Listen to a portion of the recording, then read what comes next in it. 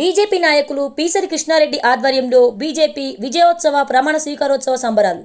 వికసిత్ భారత్ సంకల్పంతో భరతమాత ముద్దుబిడ్డ గౌరవ ప్రధానమంత్రి శ్రీ నరేంద్ర మోడీ గారి నాయకత్వంలో మూడవసారి అతిపెద్ద పార్టీగా అవతరించి ఎన్డీఏ సహకారంతో భారత ప్రధానమంత్రిగా ప్రమాణ స్వీకారం చేసిన శుభ సందర్భంగా దుందిగల్ మున్సిపాలిటీ బౌరంపేటలో ఆనందంతో అంబరాన్నంటిన సంబరాలు ఊరేగింపు నిర్వహించి టపాకాయలు కాల్చి అనంతరం స్వీట్లు పంపిణీ చేయడం జరిగింది.